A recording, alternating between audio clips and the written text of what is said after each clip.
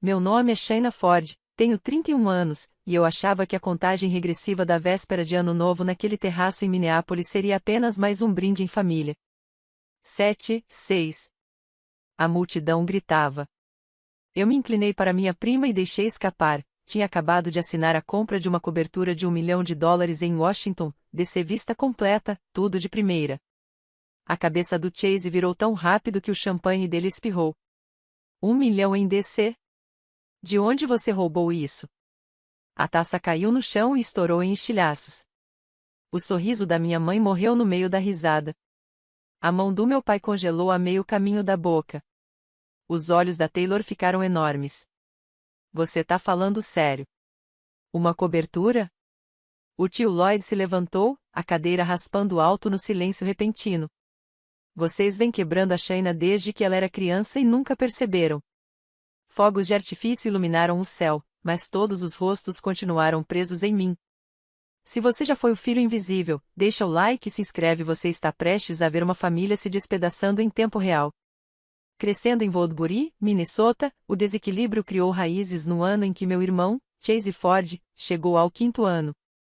Mamãe, Gail Ford, e papai, Marvin Ford, chamaram uma reunião rápida depois do jantar numa terça-feira e apresentaram um plano. Chase iria se transferir para St. CRO Prep, uma escola particular com corredores impecáveis e orientadores dedicados. Porque ele era sensível e merecia todas as vantagens para se sentir seguro. Eu fiquei quieta no sofá, pernas dobradas, esperando alguma adaptação para mim também.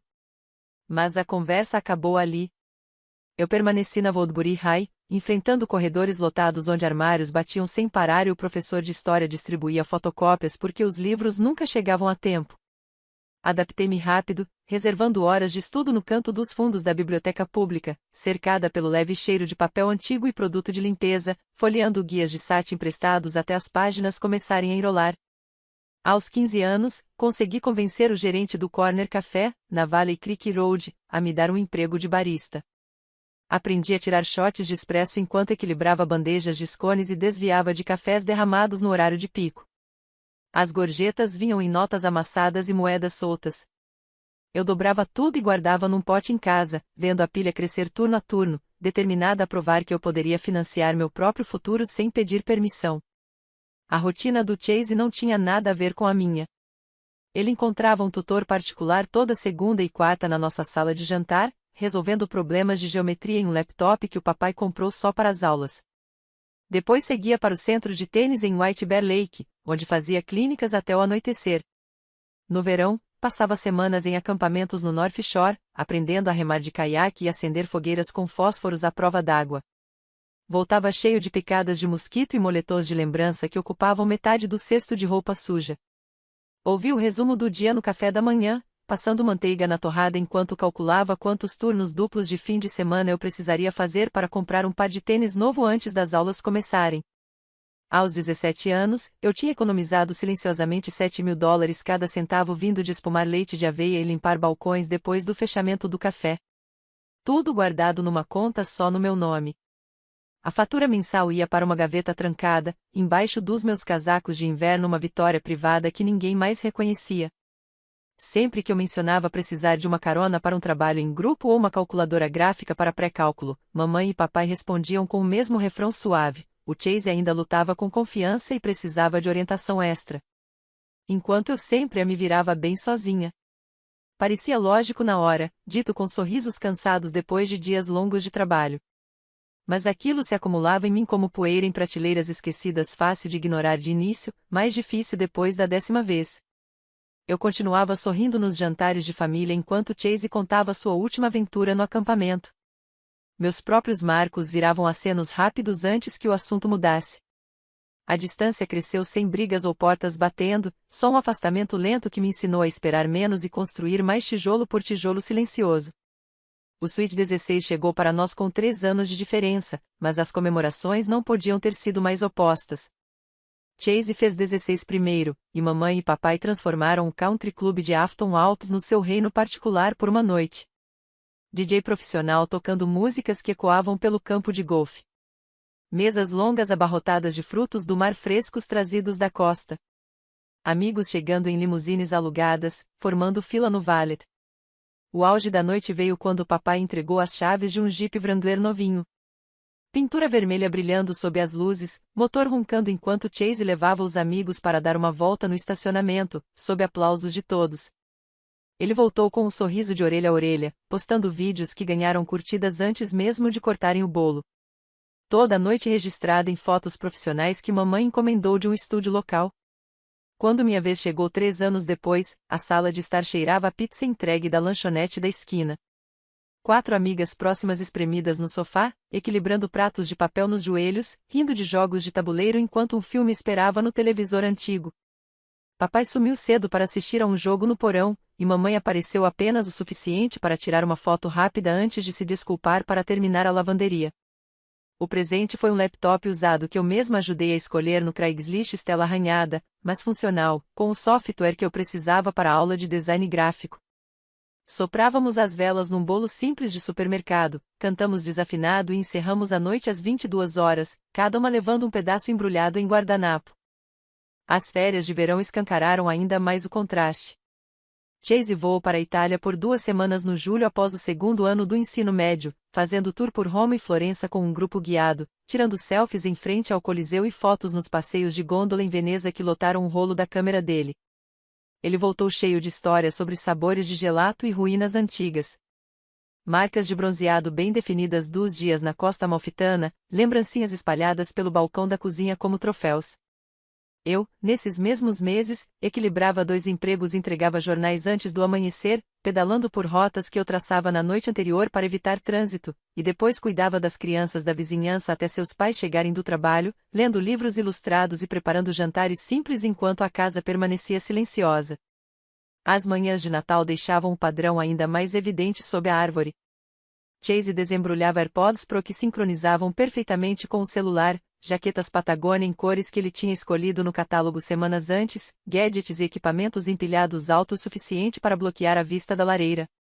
Minha pilha era menor, um gift card de $50 da Target dentro de um cartão feito à mão, mais um casaco de inverno do Outlet que servia bem o bastante após um ajuste rápido com alfinetes. Agradeci de verdade, dobrando o cartão no bolso, já pensando em como esticar aqueles $50 para cobrir livros e materiais do semestre de primavera. Numa noite, depois que os presentes foram guardados, juntei coragem durante a arrumação da cozinha e puxei a mamãe de lado enquanto colocava pratos na lava-louças. Eu também poderia usar um pouco mais de atenção às vezes, murmurei, limpando um balcão que nem precisava. Ela parou com um prato na mão, a expressão suave, porém firme. O Chase ainda falta confiança em tantas áreas, precisamos focar nele. Você já é tão forte, dá conta de tudo sozinha. A faculdade separou nossos caminhos de um jeito que o ensino médio nunca conseguiu. Chase se matriculou na University of St. Thomas, um campus particular com jardins impecáveis e salas de seminário pequenas. Mamãe e papai refinanciaram a casa para cobrir a mensalidade e mantê-lo confortável em uma suíte de dormitório com sua própria cozinha. Ele começou em administração, animado com os eventos de networking e palestras de executivos do centro da cidade. Mas, no meio do 1º ano, começaram as ligações mensagens tarde da noite sobre carga de trabalho esmagadora e dúvidas se o curso combinava com seu lado criativo. Mamãe e papai compraram passagens para St. Paul sem pensar 2 vezes, sentaram-se com os orientadores para planejar a troca para comunicação, pagaram as taxas extras e estenderam o plano de refeições para que ele pudesse se concentrar na transição. Eu consegui uma bolsa integral na University of Minnesota, cobrindo tudo livros, laboratório, moradia e ainda peguei um trabalho-estudo no escritório de auxílio financeiro no East Bank, processando formulários e respondendo perguntas de estudantes que equilibravam empréstimos e empregos de meio período. O escritório cheirava a café e tinta de impressora. Aprendi o sistema de ponta a ponta, reconhecendo padrões nos pacotes de ajuda que me permitiam orientar colegas sobre recursos, prazos e possibilidades de apelação. No 2º ano da faculdade, vieram mais responsabilidades, supervisionar uma pequena equipe de calouros no escritório e conduzir oficinas noturnas sobre planilhas de orçamento, algo que aguçou meu olhar para números e eficiência. Já o Chase fez seu 2º pivô no 3º ano, quando decidiu que comunicação era corporativo demais. E, claro, mudou novamente desta vez para artes liberais com ênfase em cinema, o que exigia novos equipamentos e licenças de software. Outra crise surgiu nas férias de primavera. Ele voou para casa de surpresa, dizendo estar exausto e confuso com as optativas. Papai subiu no fim de semana seguinte com um cheque para cursos de verão no exterior, enquanto mamãe reorganizou o porão em um estúdio de edição temporário, com um monitor de alta qualidade que ele havia pesquisado online. Eles ficaram a semana inteira, participando de sessões de orientação para pais e conversando com professores para garantir que a mudança pegasse. Minha trajetória ganhou velocidade no terceiro ano, com um estágio em uma empresa de capital de risco no North Loop. Eu pegava o metrô leve antes do amanhecer para revisar apresentações de startups e modelar projeções de receita. Criei até um pequeno portfólio de investimentos, destinando parte de cada salário a fundos de índice e algumas ações de tecnologia que renderam 18% só no primeiro trimestre. Os sócios perceberam a iniciativa e me colocaram como responsável pela diligência de um investimento em health tech que acabou sendo fechado com sucesso e mencionado no relatório trimestral. Enquanto isso, Chase embarcou para um semestre em Roma, parte do novo programa de cinema, e logo veio a transferência emergencial de $4.000 depois que ele estourou o orçamento com equipamentos e taxas de viagem entre cidades. Mamãe fez o envio pelo celular enquanto fazia compras, garantindo ao telefone que tudo se resolveria quando ele focasse no projeto. Papai complementou com pacotes de adaptadores e lanches, acompanhando o rastreamento para ver quando chegassem. Enquanto isso, eu conquistei uma vaga competitiva de verão em uma empresa de você maior, em Chicago, morando num subaluguel perto do Loop e mergulhando em rodadas Série A. O trabalho exigia dias de 12 horas e visitas técnicas nos fins de semana, mas a exposição ao fluxo de negociações e aos fundadores parecia a verdadeira educação que eu buscava. Eu mandava relatórios para meu orientador em Minneapolis, anexando planilhas e modelos de valuation, mas nunca pensei em envolver minha família. Eles presumiam que eu tinha apenas mais um emprego no campus e deixaram por isso mesmo. 5 anos depois de formada, eu havia subido ao cargo de vice-presidente na firma de Venture Capital, administrando um portfólio que incluía aceleradoras de biotecnologia e projetos de energia sustentável em todo o meio-oeste. O cargo vinha com um salário base que facilmente ultrapassava 6 dígitos, além de bônus anuais atrelados ao desempenho do fundo bônus que muitas vezes dobravam meu ganho líquido. Isso me permitiu expandir meus investimentos pessoais para $4 milhões, graças a alocações disciplinadas em ofertas privadas e mercados secundários. Minhas manhãs começavam em salas de conferência envidraçadas com vista para o Mississippi, analisando cap tables e cenários de saída com os sócios. As tardes eram preenchidas por ligações com fundadores e visitas a galpões adaptados para agricultura vertical. Eu negociava term sheets com a confiança moldada por anos de análise autodidata, fechando investimentos que financiavam desde aplicativos que conectavam clínicas rurais a especialistas até plataformas que otimizavam cadeias de suprimento para fabricantes locais. Chase se formou com 1 ano de atraso, depois de estender o curso de cinema com créditos de estudo independente, entrando em um mercado de trabalho que não combinava com seu portfólio de curtas e edições experimentais. Seu primeiro emprego durou 8 meses em uma produtora boutique no nordeste de Minneapolis, criando vídeos de redes sociais para cervejarias artesanais até que cortes no orçamento eliminaram a função. Depois disso, saltou para a gerência de uma loja de equipamentos ao ar livre no Mall of America, tentou freelancing como videógrafo com trabalhos esporádicos em casamentos e eventos corporativos, e teve até uma passagem como barista em Upton, onde as gorjetas mal cobriam o transporte. A quinta tentativa, um cargo de coordenador em uma ONG de artes, terminou após 4 meses, quando o financiamento de subsídios secou, deixando-o desempregado e rolando vagas no sofá. Mamãe e papai mantiveram a rede de segurança firme, pagavam o aluguel de um loft moderno em St. Louis Park, com tijolos expostos e varanda com vista para o parque, além das parcelas do SUV dele e cobertura completa de seguro incluindo assistência na estrada, que ele usava mais de uma vez.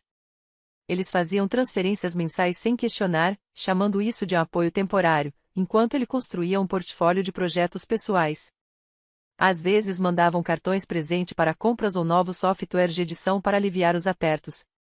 Eu, por outro lado, alugava um compacto de um quarto em Upton, a poucos minutos a pé das trilhas ao redor do lago e dos mercados de esquina, destinando 80% de cada salário a contas de corretagem e fundos de aposentadoria que cresciam silenciosamente ao fundo. Nos fins de semana, eu revisava extratos trimestrais tomando café na lanchonete embaixo do meu prédio, ajustando posições conforme oscilações do mercado e IPOs previstos.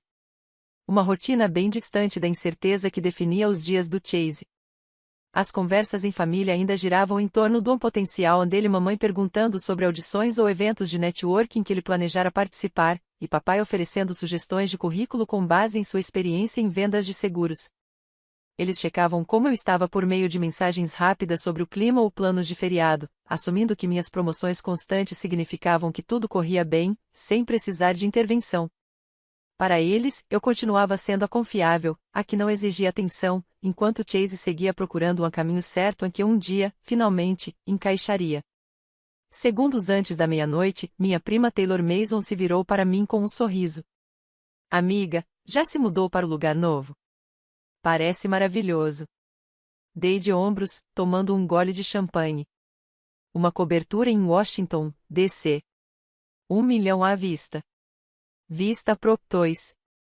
As palavras pairaram leves até que Chase se levantou num salto, a cadeira raspando alto contra o piso do terraço. 1 milhão em DC? Que porcaria suspeita você tá fazendo? A voz dele estalou pela mesa.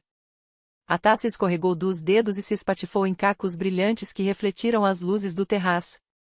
O estrondo ecoou sobre a contagem regressiva 10-9, atraindo olhares dos grupos vizinhos, que interromperam seus brindes e abaixaram os celulares para ver o que estava acontecendo.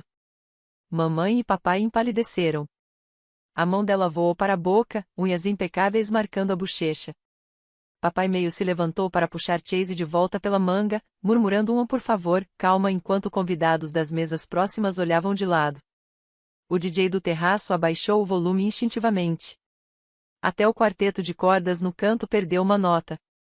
O celular da Taylor caiu das mãos sobre a toalha, a tela ainda acesa com uma mensagem inacabada. Um garçom equilibrando bandejas de sobremesa congelou no meio do passo, suflês de chocolate tremendo perigosamente. O tio Lloyd Mason empurrou a cadeira para trás devagar, o ruído proposital, e se levantou com firmeza. Vocês machucam a Shayna desde o começo e nunca perceberam. O silêncio engoliu o terraço. Fogos já estavam prestes a explodir no céu, mas ninguém olhou para cima. As luzes da cidade refletiam no Mississippi lá embaixo, indiferentes à tempestade que se formava na nossa mesa. Senti os anos comprimirem-se em um único fôlego. Cada marco ignorado desfilando atrás dos meus olhos como um slideshow acelerado, cartões empurrados de lado, cartas de aceitação, promoções não lidas celebradas sozinha em salas de aeroporto, noites de estudo em cabines da biblioteca. Enquanto Chase festejava fora do país. As palavras escaparam antes que eu pudesse contê-las. Bolsa integral na U, tratada como spam. Estágio de verão em Chicago, nunca perguntaram o que eu fiz, quem conheci, porque voltei exausta. Meu suíte 16 com pizza e laptop do Craigslist, enquanto ele teve clube de campo, DJ e um Jeep estacionado na porta como troféu. Natal com gift card, enquanto ele ganhava AirPods, jaquetas, equipamentos empilhados até cobrir a lareira. Toda a crise dele resolvida com transferência bancária. Toda conquista minha recebia só um que bom antes de mudarem de assunto. Cada exemplo caiu como pedrinhas em um lago parado, ondas se espalhando pelos rostos que eu conhecia a vida inteira. Os olhos da mamãe marejaram, o rímel ameaçando escorrer. A mão do pai afrouxou no braço de Chase, os dedos ainda brancos da tensão de antes. Taylor permaneceu de olhos arregalados, lábios entreabertos como se fosse dizer algo, mas recuando sua formação jurídica não servia diante de anos de história familiar desmoronando ali. O tio Lloyd continuou de pé, braços cruzados, deixando que a verdade se assentasse sem interrupções, o olhar firme sobre minha mãe e meu pai. O vento aumentou, fazendo guardanapos tremularem e trazendo o cheiro de carne grelhada de uma estação próxima. O rosto de Chase passou do vermelho ao roxo, veias pulsando na têmpora. Você acha que é melhor só porque se virou sozinha? Nós te demos tudo de que precisava. Ele bateu o punho na mesa. Os talheres saltaram, uma taça tombou e derramou merlot pela toalha, encharcando os guardanapos bordados que minha mãe tinha escolhido para a ocasião. Pratos tilintaram. O celular de uma prima caiu no chão. O impacto fez um garfo deslizar até a beirada, batendo no cristal. Sem dizer mais nada, ele empurrou a cadeira para trás que quase virou e avançou pela multidão em direção aos elevadores, ombros rígidos sob as luzes festivas, desaparecendo no brilho da cidade além do terraço. O elevador abriu quase na mesma hora, engolindo por completo justo quando o primeiro fogo de artifício explodiu no céu em uma celebração atrasada. 3 meses depois, eu me mudei definitivamente para Washington, D.C., e lancei meu próprio fundo de venture capital no escritório de canto em Georgetown. A decisão se formou da noite para o dia. Primeiro bloqueei o número da minha mãe, depois o do meu pai, e em seguida o de Chase. Cada toque na tela, um corte silencioso. As conversas familiares por e-mail desapareceram nas pastas excluídas, listas de distribuição reduzidas até restarem apenas contatos profissionais. A cobertura fechou escritura na mesma semana. Mudei-me com móveis minimalistas e janelas do chão ao teto emoldurando toys ao amanhecer. O som constante da cidade servia de pano de fundo para chamadas com investidores que confiavam no meu histórico. Chase perdeu seu último emprego como coordenador de eventos numa galeria local quando o proprietário reduziu a equipe, deixando-o com $28.000 em dívidas de cartão de crédito por causa de equipamentos e aluguéis atrasados. Minha mãe e meu pai cortaram a ajuda, nada mais de transferência mensal para o loft, nenhuma cobertura para o SUV que acabou apreendido num pátio perto da Highway 36. Eles colocaram a casa de Woodbury à venda com prejuízo para quitar as dívidas dele, e o fechamento ocorreu em menos de 30 dias para um jovem casal animado com a cozinha reformada que minha mãe fizera anos antes. Caixas de mudança ocuparam toda a entrada da casa. Fotos de infância e decorações de festas foram parar em depósitos que mal conseguiam pagar. Eles se mudaram para um apartamento de um quarto em Roseville, num condomínio escondido atrás de um strip mall com letreiros piscando e lavanderia que funcionava apenas com moedas. Minha mãe se aposentou mais cedo do cargo de gerente de loja. Meu pai reduziu sua carteira de clientes de seguro para meio período, e os dois passaram a lidar com rendas fixas que mal cobriam as contas básicas e mantimentos genéricos. A sala virou quarto, com um sofá-cama aberto todas as noites. Os balcões da cozinha viviam tomados por organizadores de remédios e recortes de cupons. Chase passou a dormir no sofá de um amigo no sul de Minneapolis, as almofadas afundadas por semanas de estadias temporárias que acabaram se tornando permanentes. Ele se cadastrou como entregador do Uber Eats, pedalando no centro em qualquer clima com a bolsa térmica presa no bagageiro, o dinheiro indo direto para pagamentos mínimos nos cartões estourados. As noites se dissolviam em intermináveis buscas por bicos que nunca davam em nada, o brilho do celular sendo a única luz no quarto que cheirava a embalagens de comida. Enquanto isso, meu fundo ganhou tração rapidamente 12 milhões sob gestão no primeiro trimestre impulsionado por um seed round em uma fintech de pagamentos internacionais e uma série em embalagens sustentáveis. O portfólio cresceu agressivamente. Eu morava na cobertura que comprei por $1 milhão, passando as manhãs no terraço revisando pitch decks enquanto o rio refletia tons rosados e dourados do amanhecer. Reuniões de conselho substituíram os jantares de família. Termites tomaram o lugar das conversas. Mimar um filho não constrói caráter, corrói tanto o favorecido quanto o esquecido. Eu escolhi a liberdade, mesmo que o preço fosse perder a família inteira. Obrigada por acompanhar esta história até o fim. Se algum momento tocou você, compartilhe nos comentários. Eu leio cada um. Curta, inscreva-se e me diga, você já precisou ir embora para encontrar a si mesmo?